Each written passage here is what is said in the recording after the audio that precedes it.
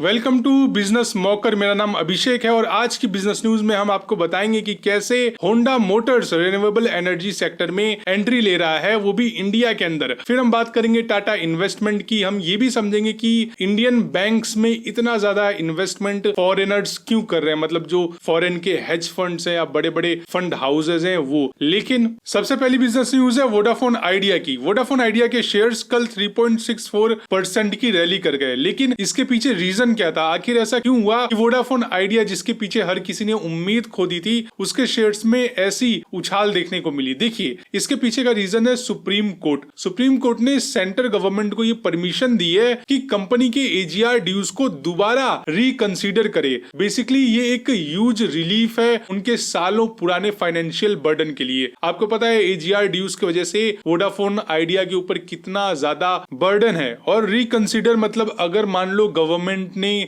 वापस बोला कि नहीं ठीक है आप एजीआर ड्यूज को और रिलीफ दे दो, या फिर कोई भी अच्छा डिसीजन लिया वोडाफोन आइडिया की तरफ से, तो आप समझ लो कि ये कंपनी बच जाएगी और ये इंडिया के थर्ड लार्जेस्ट टेलीकॉम प्लेयर के लिए एक नया आप समझ लो कि लाइफलाइन बन सकता है। और इसी रीजंस की वजह से इन्वेस्टर्स काफी ज्यादा खुश थे और माहौल काफी ज्यादा पॉजिटिव बना रहा। अगली बिजनेस न्यूज है गोदरेज प्रॉपर्टीज की, और लगता है कि इस बार मुंबई में धमाका हो सकता है, मतलब कि वो वाला धमाका नहीं, क्योंकि ये जो प्रोजेक्ट है वो काफी ज्यादा अलग यूनिक है। और इसका टारगेट अगर आप देख लो गोदरेज प्रॉपर्टीज का तो शायद आप चौंक जाओ, क्योंकि गोदरेज प्रॉपर्टीज ने टारगेट रखा है 10,000 करोड़ से ज्यादा के रेवेन्यू का। और ये जो प्रॉपर्टी है वो नई वुडला प्रोजेक्ट जो है जिसका नाम है गोदरेज ट्रिलॉजी। ये प्रोजेक्ट का नाम है गोदरेज ट्रिलॉजी। और जो वुडली है वो शायद आप नहीं समझ पा रहे होगे क्या चीज है, क्योंकि अगर आप मुंबई से न हो तो देखिए, वुडली मुंबई का एक प्राइम एंड अपस्केल एरिया है, यानी कि ये आप समझ लो बिल्कुल सिटी के हार्ट में लोकेटेड है, साउथ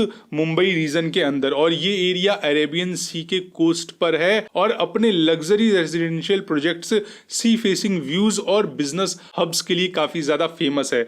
और शायद इसी रीजन से ये 10,000 करोड़ का रेवेन्यू टारगेट रखा गया है, क्योंकि लग्जरी रेजिडेंशियल है तो फिर आप समझ ही सकते हो। और अगर हम इसके बारे में और डिटेल में समझे तो कंपनी को महारेरा से फेज 1 के लिए अप्रूवल भी मिल गया है, जिसमें 2 टावर्स होंगे, जैसे पहला जो है वो है सी टर्फ और दूसरा सी फ्रंट, ये दोनों शामिल होंगे। और अगर आप टोटल स्क्वायर फीट की बात करो तो पूरा जो एरिया है वो 1.1 मिलियन स्क्वायर फीट का है। अगली बिजनेस न्यूज है इंडियन बैंकिंग सेक्टर से, और ये न्यूज बहुत इंपॉर्टेंट है। क्यों? क्योंकि अगर आप इन्वेस्टमेंट करते हो तो एक चीज आप हमेशा ध्यान रखना, कोई भी म्यूचुअल फंड उठा लो आप, उसमें जो टॉप की कंपनीज है उसमें बैंक हमेशा रहता है। मतलब कोई भी म्यूचुअल फंड कम से कम 4 बैंक में तो इन्वेस्टमेंट करता ही करता है। अब बात यह कि जो दुनिया भर के इन्वेस्टर्स हैं वो इंडियन बैंक्स पर काफी ज्यादा बड़ा बेट ले रहे हैं, क्योंकि अगर आप इस साल का ही डेटा देखो तो इस साल लगभग $15 बिलियन के डील साइन हुए हैं। चाहे इमरेटीज, एनबीडी ले लो, ब्लैकस्टोन, ज्यूरिश इंश्योरेंस, इस तरह के बड़े बड़े जायंट्स भारत के बैंकिंग और एनबीएफसी सेक्टर में एंट्री ले रहे हैं। और इसके पीछे का रीजन क्या है? पहला तो जो इकोनॉमिक ग्रोथ है हमारी वो काफी ज्यादा फास्ट है, मतलब आप फास्टेस्ट कह सकते हो। अभी डेटा भी आया था कि 6.6% से इंडिया ग्रो करेगा। दूसरा, डिजिटल यूपीआई का इंफ्रास्ट्रक्चर इतना ज्यादा अच्छा है और जो बैलेंस शीट है वो भी थोड़ी सी सुधरती हुई लोगों को दिख रही है। और मेरा पर्सनली एक और रीजन ये भी मुझे लग रहा है कि जो भी बैंकिंग के वैल्यूएशंस हैं वो काफी कम है। स्पेशली बहुत सारे बैंक आपको ऐसे भी मिलेंगे जो कि गवर्नमेंट बैंक हैं, जिनकी वैल्यूएशन आपको बहुत ज्यादा अट्रैक्टिव लगेगी। तो शायद ये कुछ रीजंस हैं जिसके वजह से बाहर का पैसा इंडिया के अंदर आ रहा है। और आज इंडिया का जो बैंकिंग सिस्टम है वो बहुत ज्यादा रेजिलियंट है और ग्लोबल प्लेयर्स इसको लॉन्ग टर्म ग्रोथ इंजन के रूप में भी देख रहे हैं, जहां से अगला फाइनेंशियल बूम शुरू हो सकता है। अगली बिजनेस न्यूज है टाटा इन्वेस्टमेंट की। टाटा इन्वेस्टमेंट ने अपने इन्वेस्टर्स को बहुत ज्यादा खुश कर दिया है, क्योंकि Q2 के जो रिजल्ट्स थे वो काफी ज्यादा अच्छे आए हैं। वैसे आप भी मुझे खुश कर सकते हो सिर्फ एक लाइक करके, और अगर ऐसी बिजनेस न्यूज डेली चाहते हो तो सब्सक्राइब करके बेल आइकन पे भी आप हिट कर सकते हो। अब चलते हैं न्यूज के तरफ। टाटा इन्वेस्टमेंट ने Q2 रिजल्ट्स में इन्वेस्टर्स के लिए एक अच्छा प्रॉफिट कमा के दिया, और ये नेट प्रॉफिट 20% की बढ़ोतरी है कंपनी के अंदर। मतलब की 20% प्रॉफिट बढ़कर 148 करोड़ रुपीस हो गया, जबकि रेवेन्यू 154 करोड़ रुपीस तक पहुंच गया। इबिड्डा की बात करें तो इबिड्डा भी 8% जंप हुआ है और ये 144 करोड़ रुपीस तक चला गया, लेकिन मार्जिन थोड़ा सा स्लिप करके 93.27% पर आ गया। वहीं पे अगर हम एक्सपेंसेस की तरफ नजर डालें तो एक्सपेंसेस 21% बढ़े हैं, फिर भी जो ओवरऑल परफॉर्मेंस है वो टाटा इन्वेस्टमेंट का काफी ज्यादा स्ट्रॉन्ग माना जा रहा है। वैसे तो कंपनी ने अभी जो इनका स्टॉक स्प्लिट हुआ था उसका इंपैक्ट भी इंक्लूड किया है, जिससे ईपीएस और इक्विटी एडजस्ट की गई है। बाकी देखते हैं, क्योंकि ये क्वार्टर तो काफी ज्यादा स्टडी और सस्टेनेबल ग्रोथ का सॉलिड प्रूफ है। फ्यूचर में देखते हैं इनके जो क्वार्टरली रिजल्ट्स हैं वो कैसे आते हैं।